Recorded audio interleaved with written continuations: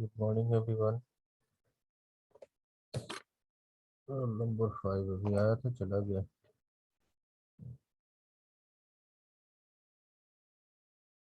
Attention, please attend your call. Roll number 5, Present, sir. 6 नहीं है. Jatin 16. Jatin Arya. Jatin Arya. Roll number 16. बेटा आवाज नहीं आ रही आपकी. हेलो. हाँ अब आ रही है. Present sir. Present. और उसके बाद कौन है? 21 मोहित अधाना. सर उसके बाद 23 Nitesh. Nitesh 23 roll number 23 roll number 23. 31 Shubham 13. Yes, sir. 24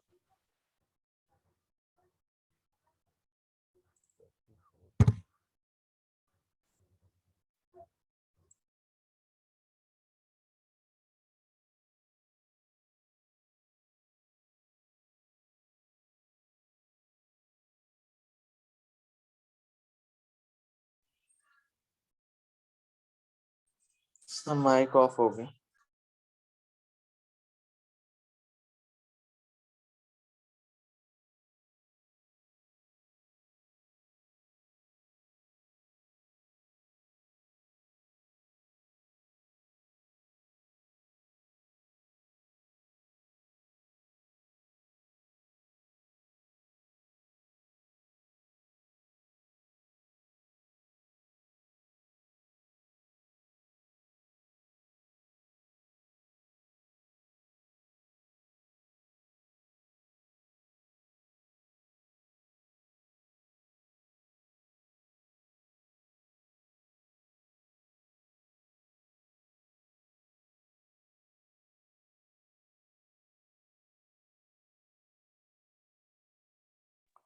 sir आपका माइक ऑफ है. पता है सर. एक सेकंड.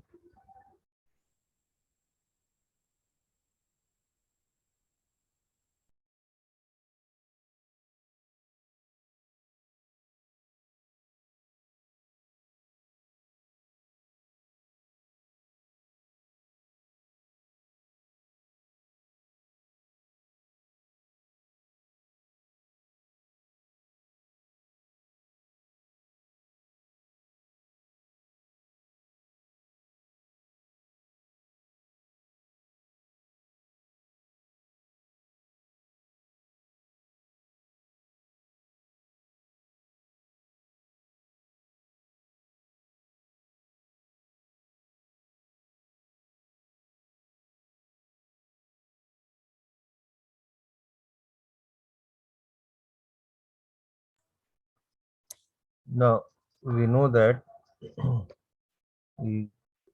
हमने प्लस वगैरह हमने सब कंप्लीट कर लिया था, राइट.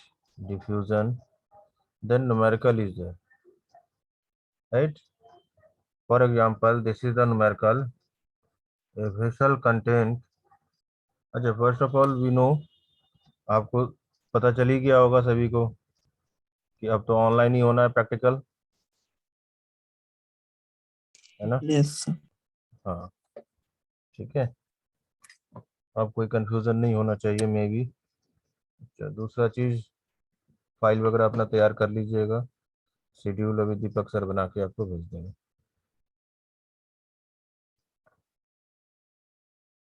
और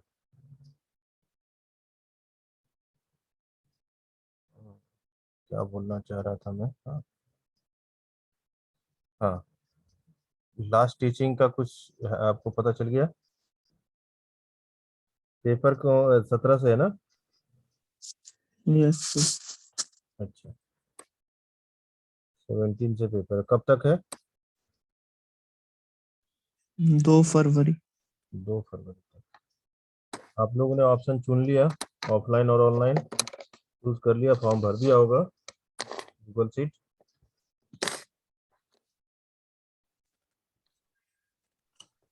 सर सब बच्चों का ऑनलाइन ही था, जिससे ऑफलाइन भरना था उसको फॉर्म भरने थे। हाँ, अच्छा, तो मतलब अडॉप्ट कर लिया ना आपने कि ऑनलाइन है या ऑफलाइन है? तो आप लोगों ने क्या यस चूज किया? सर। क्या चूज किया, ऑनलाइन या ऑफलाइन? सर ज्यादातर बच्चे ने ऑनलाइन चूज किया। अच्छा अच्छा, ठीक है, अच्छे से तैयारी करके और अब इसकी एग्जाम आप दीजिए। नाउ न्यूमेरिकल हम करते हैं। न्यूमेरिकल में binary mixture is oxygen O2 and nitrogen N2। ठीक है, तो हमें मालूम है कि जो मॉलिक्यूल्स होगा ना, ऑक्सीजन में मॉलिक्यूल्स होगा, नाइट्रोजन में मॉलिक्यूल्स होगा। जो मॉलिक्यूल्स जो है बाय द डिफ्यूजन, वो क्या करेगा, द मैक्सिमम से मैक्सिमम से मिनिमम की ओर वो ट्रांसफर होगा, मॉलिक्यूल से जो ट्रांसफर होगा। तो इसका इसका मतलब क्या हुआ कि वी नो कि हमें वहां पे मास ट्रांसफर होगा with the partial pressure in the ratio is this one, 0.21, partial pressure ratio is this one, and 0.79 at कितने डिग्री सेल्सियस पे, 15 डिग्री सेल्सियस पे, right. The total pressure of the mixture, total pressure mixture जो है, मतलब oxygen और nitrogen का mixture जो है, that is 1.1 bar. The pressure जो है वो 1.1 बार। और हमें चार चीजें कैलकुलेट करना है। तो यहाँ तो आपको डायरेक्ट, अगर ऑब्जेक्टिव टाइप क्वेश्चंस होगा तो ये डायरेक्ट आपको ये चीजें क्वेश्चंस गिवन होगा, राइट। और आंसर्स जो है, सभी पॉइंट के आंसर्स गिवन होंगे, 1 2 कॉमा कॉमा करके आंसर्स गिवन होंगे, और आपने उस एक आंसर्स का आपकी सही राइट होगी, उसको राइट टिक लगाना है, राइट। तो molecule concentration, mass density, mass fraction, molecular fraction, है ना, ऑफ ईच स्पेस हमें फाइंड आउट करना है। तो सबसे पहले मॉलिक्यूलर कंसंट्रेशन, हमें मालूम है कि CO है ना, O2 है और N2 है। तो CO2, C हमें निकालना है। C की वैल्यू हमें क्या लिखते थे? C का फॉर्मूला था हमारा प्रेशर अपॉन GT, राइट। अब G की वैल्यू हमें गिवन है। G की वैल्यू हमारा क्या होता था, पॉइंट सॉरी 8314, और टेम्परेचर तो यहाँ पे गिवन ही है। So that formula to be apply and find out the direct molar concentration of CO, right, and NO and N2। ठीक है, डायरेक्ट हमें फॉर्मूला पुट करना। तो हमें ये चीजें याद रखना होगा कि C के रिस्पेक्ट में हमारा जो फॉर्मूला था वो क्या था, वो हमने पहले हम प्रीवियस में पढ़े हैं। ठीक है, उसी तरह से mass density, density denoted by the rho. अब रो हमें निकालना है, तो रो का वैल्यू हमारा क्या था, the mass into C, M into C, rho equal to MC होता है। दैट रिलेशनशिप हमने ये इक्वेशन में ऊपर हमने पढ़ा था, ठीक है, MC। तो यहाँ पे M हमें मालूम है मास कितना है, that mass is, find out the 32 multiply by the CO हमने निकाल ही रखा है, तो हमें निकल जाएगा डेंसिटी ऑफ O2 और N2। ठीक है, मास फ्रैक्शन, मास फ्रैक्शन का मतलब हो गया कि x fraction is the x निकालना। तो x इक्वल टू क्या होता है, ओवरऑल मास, है ना। x इक्वल टू क्या होगा, तो density upon density overall mass upon density, right. तो रो O2 अपॉन रो। तो डायरेक्ट हमें फॉर्मूला पुट करते हुए डायरेक्ट हमें ये चीज निकालना है। ये इसलिए फॉर्मूला बेस्ड है कि इसी से ऑब्जेक्टिव टाइप क्वेश्चंस बन जाता है। आपको ना ये जितने भी आंसर्स हैं ये आंसर्स मिलेगा ऑप्शंस में। हो सकता है कि यहाँ 0.678 है, वहाँ यहाँ कर दे 5.678, है ना, या 5.233। पर जो ऑप्शन आएगा वो 1 2 3 4 जो भी आंसर्स हैं वो कॉमा कॉमा करके आपको लिखा हुआ होगा। इस तरीके से क्वेश्चंस आएगा, right. And fourth one find out करना है मोलर फ्रैक्शन। मोलर फ्रैक्शन का मतलब कि जो हमारा actual mass to be transfer over थे। तो मतलब क्या हो गया कि C अपॉन C। तो टोटल C हम फाइंड आउट कर लेंगे। टोटल C क्या होगा, CO2 प्लस CN2। तो mass of O2 is O2 upon C, right. तो हमें जो molar fraction is O2 is 0.21 and mass of N2 upon C equal to 0.0363 upon 0.046, that is 0.79। ये हमारा मास निकला। तो इस तरह के क्वेश्चंस आएंगे, है ना। इस तरह से आपको सारा ऑप्शन दिया होगा और उस ऑप्शन ऑप्शंस के अकॉर्डिंग आपने कैलकुलेशन करना। हो सकता है कि मे बी कि यहाँ 4 पार्ट हमें फाइंड आउट करना, हो सकता है 2 ही पार्ट फाइंड आउट करना पड़े, है ना, ऐसा भी हो सकता है। तो क्वेश्चंस ऐसे ही बनता है, ऑब्जेक्टिव टाइप के क्वेश्चन जो आएंगे वो इस तरह से आएंगे, राइट। फाइनल एग्जाम के लिए बता रहा हूँ मैं, ठीक है। yesterday okay already sir. we have discussed the fixed law, है ना। फिक्स लॉ में क्या होता है, parallelly we have transfer there.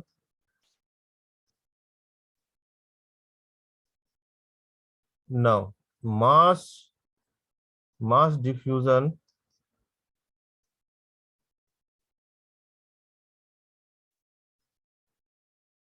Mass diffusion के अकॉर्डिंग जब फिक्स लॉ जब अप्लाई कर रहे हैं तो उस केस में हमारा जो न्यूमेरिकल होगा वो किस तरह से बनेगा, राइट। तो numerical is that is the from the data, this data is given और according to the data हमें डायरेक्टली पुट ओवर देयर।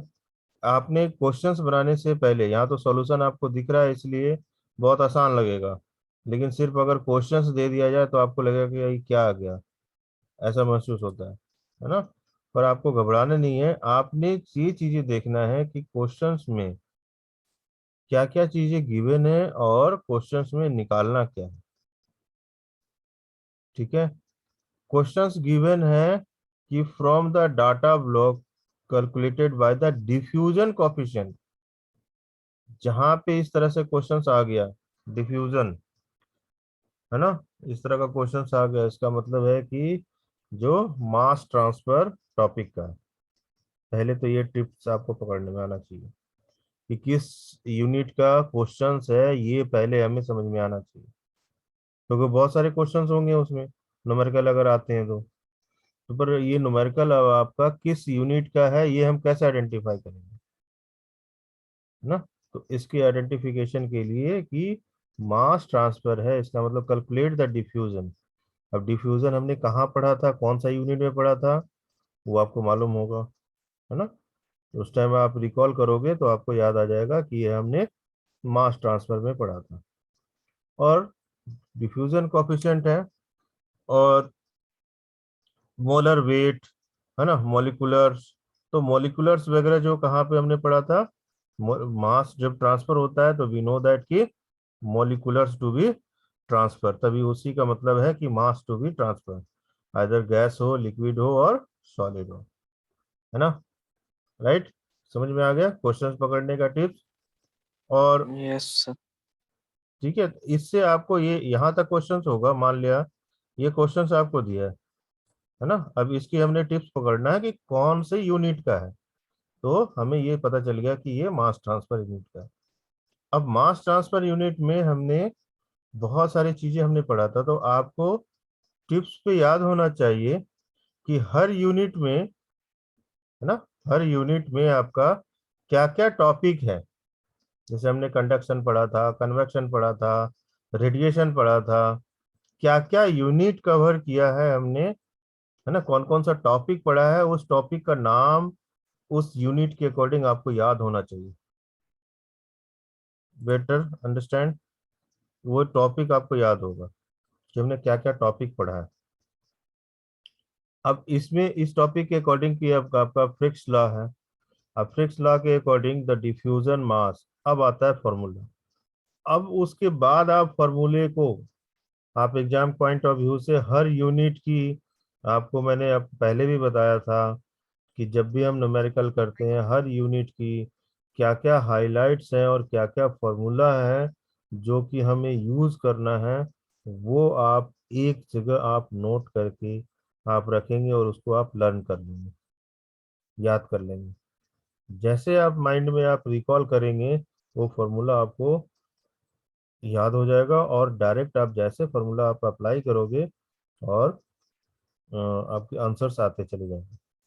और एचएमटी में कुछ भी नहीं है कि कोई ऐसा चीजें आपको कोई हिडन है, कोई हिडन चीजें नहीं है, डायरेक्टली फॉर्मूला बेस्ड है। राइट। तो दो कंडीशन आपने तैयारी इस तरह से तैयारी करना है एग्जामिनेशन में। उसके बाद क्वेश्चंस में क्या क्या गिवन है, उस क्वेश्चंस के गिवन के अकॉर्डिंग आपने फाइंड आउट करना है कि क्या क्या डाटा गिवन है और हमें क्या निकालना है। इससे आसान पड़ जाएगा आपको कि जब आप अप्लाई करोगे फॉर्मूला तो ऑटोमेटिकली आपको पता चल जाएगा। राइट। अब अकॉर्डिंग टू दिस क्वेश्चन, क्योंकि हम तो सीरियली चल रहे हैं तो हमें मालूम है कि ये यूनिट का है, ये क्वेश्चंस है, इसमें ये चीजें दिया है, यहाँ पे आपके पास सॉल्व क्वेश्चंस है, तो ऐसे फार्मूला अप्लाई करना है, ये तो बहुत आसान हो गया। लेकिन जब हमें डायरेक्ट क्वेश्चंस मिलता है तो हम फिर कंफ्यूज कर जाते हैं। तो इसलिए इस ये सब सारी जो बातें मैंने बताई आपको, इस तरह का टिप्स आप याद रखिएगा। अब diffusion of the coefficient in the A B के अकॉर्डिंग। अब डिफ्यूजन की हमारे पास फॉर्मूला हमको हमें याद है कि डिफ्यूजन की फॉर्मूला के according this is the diffusion formula is according to the equation. Right, this is the formula based on the drive the expression. The formula is DAB is 0.0043 T upon P VA plus VB की power है ना, that is equal to 1/MA plus MB। तो ये value हमें सारा चीजें given है, इसलिए हमने आसानी से डायरेक्ट हमने फॉर्मूला लगाया और जो वैल्यू गिवन है उस वैल्यू के अकॉर्डिंग हमें आंसर्स आ गया। ठीक है, ऐसे ही क्वेश्चंस को आपको ऑब्जेक्टिव टाइप क्वेश्चंस भी ऐसा ही बनता है, जो फाइनल एग्जाम में कम्पिटिटिव एग्जाम में ऐसा ही क्वेश्चंस बनता है। आप अगर गेट का प्रिपरेशन करेंगे, अभी से आप अगर शुरू कर दो गेट का, क्योंकि मैक्सिमम आपने फिफ्थ सेमेस्टर तक कोर्स पढ़ लिया है, अब आप गेट की प्रिपरेशन के लिए तैयारी करोगे, है ना, तो आपको उसमें हर सब्जेक्ट को फिर से इंडिविजुअली, तो न्यूमेरिकल आपको इस तरह से ही न्यूमेरिकल आते हैं और वहाँ ऑप्शन दिया हुआ होता है। आप गेट की तैयारी करना आप आफ्टर द एग्जामिनेशन शुरू कर दो। ठीक है, ताकि आप, आपके पास टाइम होगा 1 ईयर, और 1 ईयर में आप कंप्लीट कर लोगे, है ना, 6 7 सेमेस्टर में। और 8वां सेमेस्टर कुछ भी नहीं होता, आपके प्रोजेक्ट होंगे और आपके पास फ्री फ्री टाइम है।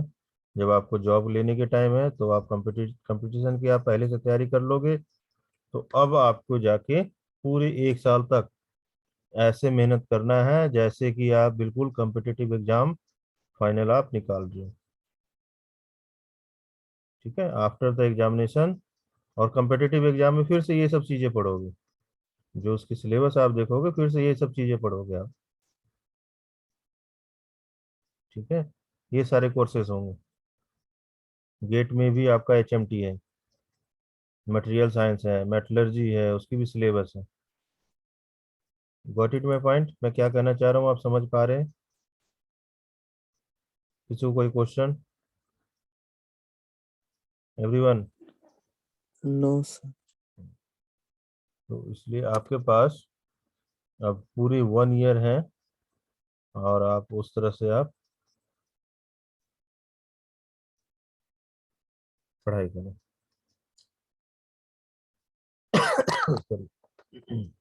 नाउ नेक्स्ट है topic is the mass diffusion equation in stationary. Mass की डिफ्यूजन की जो डेरिवेशन है, इक्वेशन है, हम कैसे हम फाइंड आउट करेंगे इन जनरल मास डिफ्यूजन। तो according to the diagram, you can see the diagram, x coordinate, y coordinate and z coordinate। तो हमें इस इक्वेशन को फाइंड आउट करने के लिए we help the differential equation। The differential equation for the mass transfer of any space can be derived the similar line and outline। जब हमने पढ़ा था कौन सा चैप्टर? कंडक्शन। ठीक है, तो heat transfer by this equation. अब यहाँ पे हम कंसीडर कर रहे हैं for x coordinate, y coordinate and z coordinate. We know that this is the cube the mass transfer, ये चीजें आपने पहले भी पढ़ा है। ठीक है, the mass transfer to this, जब कंडक्शन पढ़ा था याद हो करो आप, है ना? हीट सप्लाई एयर, तो heat rejected is there, that is NaX from the x coordinate, then heat rejected is NaX plus dx। dx क्या है हमारा? by the small integration is there। इसी तरह से y कोऑर्डिनेट, z कोऑर्डिनेट, है ना? z coordinate के लिए NaZ प्लस dz और ny के लिए NaY प्लस dy। पर ये जो हम ले रहे हैं यहां से यहां तक पोजीशन, ये हमारा dx है और ये हमारा dy है ना? तो इसके रिस्पेक्ट में हम ले रहे हैं, तो dy के रिस्पेक्ट में हमारा कौन कौन सा कोऑर्डिनेट हो गया?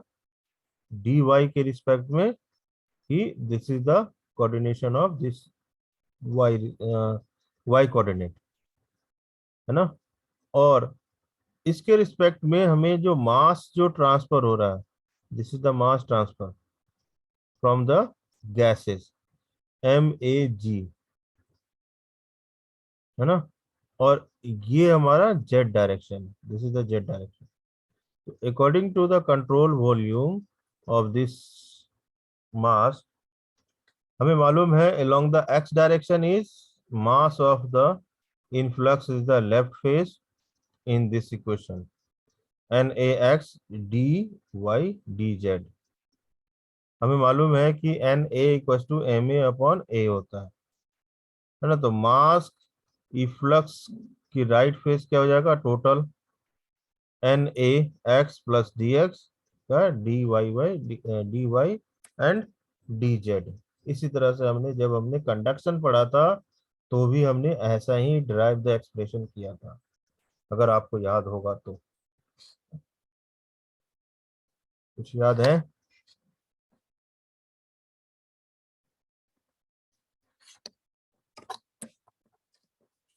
Yes sir. तो किसी को जो जो चीजें आपने पहले पढ़ा है उसी तरह से आपने फिर से ड्राइव द एक्सप्रेशन करना है और देन फाइंड आउट करना है। तो along the efflux is the find out here the equation, this equation, है ना? This is the equation you have find out there. अब इस इक्वेशन में mass diffusion in the x direction in the difference between the mass of influx, the mass of efflux, है ना। Influx मतलब mass of इन और mass of out, exit, है ना। Efflux में exit, that means mass of the space A is accumulated by the stored due to diffusion, है ना, absorb करेगा bye the diffusion of the control volume में, that is हमें मालूम है डेल्टा डेल, या आप इसको करली बोलते हैं, curly upon curly x multiply by N A x d x d Y d z. जैसे हमने एक्स डायरेक्शन के फाइंड आउट किया, इसी तरह से वाई डायरेक्शन का हमें निकालना होगा और जेड डायरेक्शन का निकालना होगा। तो सिमिलरली सभी जगह सेम होगा, जहां एक्स है वहां पे सिर्फ वाई आ जाएगा, बाकी all equation are the same, है ना। एक्स डायरेक्शन के लिए एक्स लिखा हमने, वाई डायरेक्शन के लिए वाई लिखेंगे, जेड डायरेक्शन के लिए जेड लिखेंगे, और बाकी everything is the same.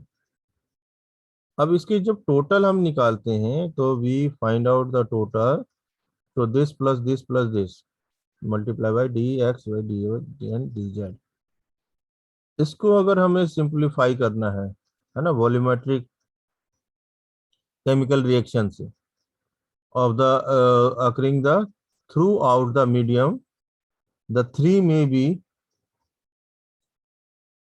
be a the generation of the space A within the controlled volume, which may be, that is MAG equals to NAG dx dy dz, right. Then NAG, rate of the increases of the mass of the space due to the chemical reaction per unit volume of the mixture, and the total mass of the space of the A is accumulated by the controlled volume।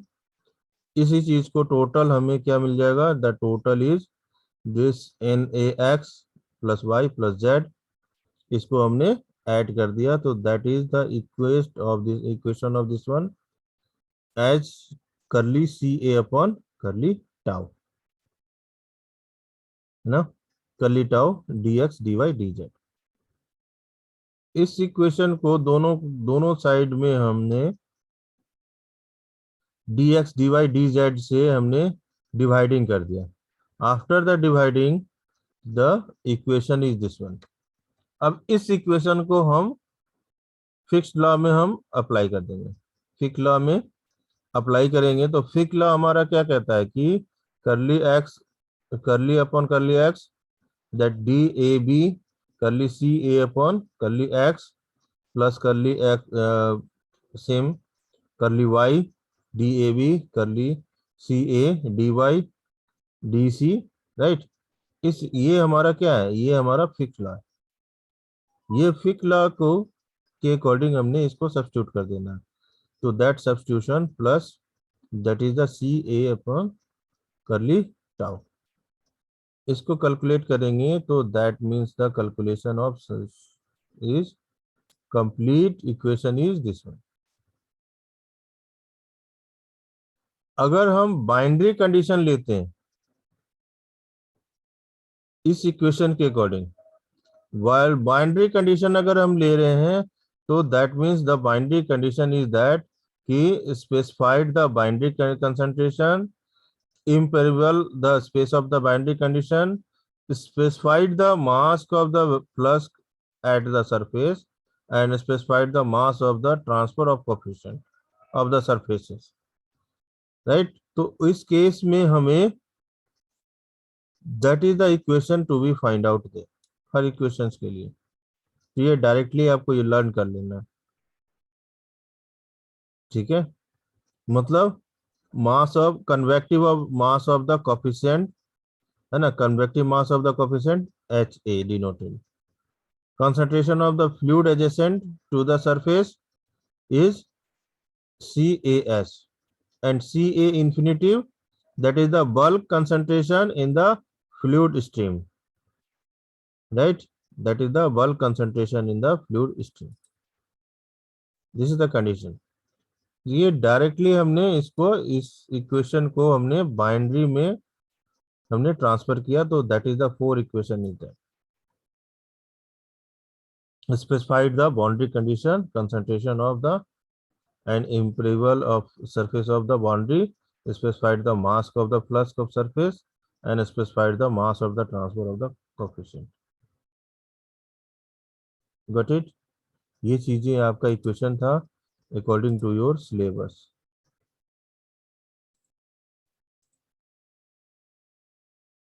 The general equation of diffusion of stationary. Got it, my point? Everyone? Yes, sir. Okay. Now,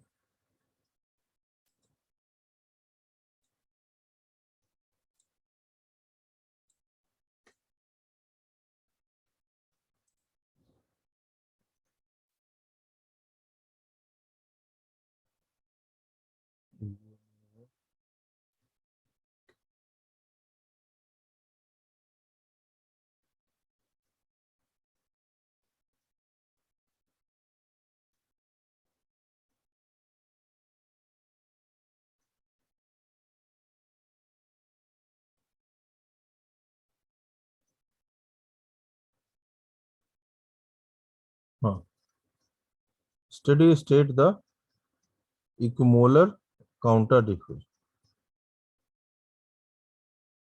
Equimolar counter diffusion क्या होता है? Between the space of A and B in the binary gas mixture is defined as the isothermal diffusion of the process in which the each molecules of the component A is replaced by the each molecules of continued by the B, और vice versa हो सकता है, ए से B या B से A. तो ये fix law में हमने पढ़ा है ना। मोलर डिफ्यूजन हमने पढ़ा है कि ए से बी और बी से ए में दोनों के लिए कंडीशन सेम ही होता है। तो एक्सपेरिमेंटली जो है हम इसे यूज करेंगे तो टोटल प्रेशर क्या हो जाएगा? That total pressure is P A plus P B by the uniform throughout the space, and concentration are the maintain the constant of each of the chamber, either chamber A either chamber B, है ना। तो according to the Fick's law में हमने पढ़ा है कि we know that कि N A equal to mass of the area of the chamber A and the mass of the number of mass of the in chamber B कौन area. इसकी हमने negative क्यों होता है ये भी हमने कंसेंट पढ़ा था कि निगेटिव क्यों हो रहा है, because this the sign is the negative as the concentration over the by the diffusion. तो डी ए बी या D B A vice versa है ना, ए से बी या बी से ए। तो दैट मीन्स द इस इक्वेशन को हमने फिर से अप्लाई कर देंगे, that is the equation. And हमें मालूम है कि पी ए जो प्रेशर है, pressure of area of A और chamber of the A and pressure of इसकी जो एरिया है of the B, and the molar diffusion of the gas in the chamber of A and chamber of B, इन दोनों को अगर हम compare करते हैं तो दैट इज द सिमिलरली है ना। Molar diffusion as the similar मतलब क्या होगा कि चेम्बर ए से, this is the diagram counter, this is called the chamber A and this is called the chamber B, है ना। in the chamber A the pressure is PA and CA is there in the chamber A. Here the chamber B is pressure of the B, that is the CB, है ना। NA और NB हमारा molar diffusion of this is the molar diffusion from passes through the Na and Nb। अब दोनों तरफ से आपका vice versa है, क्योंकि वाइस वर्सा है तो जो भी मॉलिक्यूलर्स होगा, जो हायर से लोअर की तरफ जो ट्रांसफर हो रहा है ना, that is called the mass transfer हो रहा है, राइट। तो इसका मतलब क्या हुआ कि दैट पार्शियल इक्वेशन के अकॉर्डिंग अगर हम दिखाते हैं तो पी ए और पी बी, बी वन से हमारा प्रेशर B2 तक, और पी प्रेशर ए से प्रेशर 2 तक, राइट। किसी को कोई क्वेश्चन यहाँ तक? बेटे लेस देन 1 मिनट है, किसी का अटेंडेंस रह गया क्या? किसी भी स्टूडेंट का अटेंडेंस रह गया? Sir roll number 6। Roll number 6। और अभी आप दोबारा ज्वाइन कीजिएगा। वेल्डिंग के बारे में हम डिस्कस करेंगे, सीएनसी हमने कवर कर लिया था।